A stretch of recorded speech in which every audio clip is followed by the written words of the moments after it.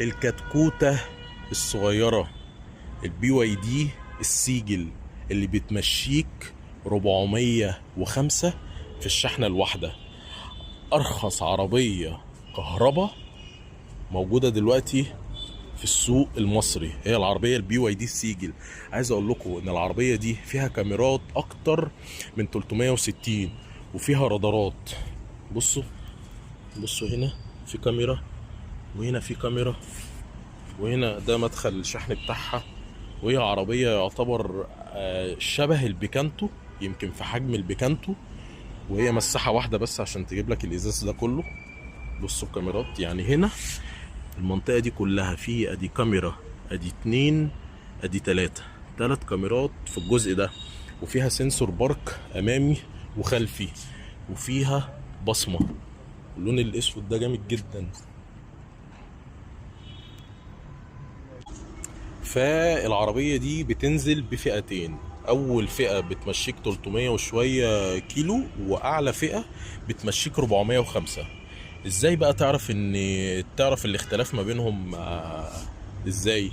هتلاقي ان هنا الكراسي دي كهرباء، تمام.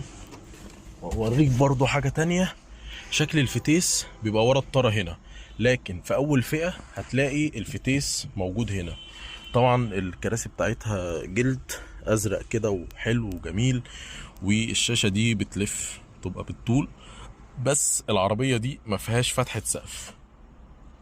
فاللي عايز يبدأ بعربية كهرباء صغيرة شبه البيكانتو، كيا بيكانتو الصغيرة دي، فالسيجل أرخص عربية كهرباء موجودة دلوقتي في السوق المصري. والمساحات اللي فيها حلوة والله، مش وحشة. هي بس ايه، ضيقة شوية، بس هي عربية والله جميلة. وفيها هنا مثبت سرعة في الطارة. بصوا شكل الباب بتاعها مع اللون الازرق الجامد ده، شكل المقبض ده حلو قوي، عاجبني. بدأت احب العربيات الكهرباء. استاذ توني لطيف اللي خلاني احب العربيات الكهرباء. بص شكل بقى العربية من ورا، يعني تنفع مثلا الاتنين او تلاتة حجمهم صغير يقعدوا. بص شكل الكراسي تحسسك ان هي عربية رياضية.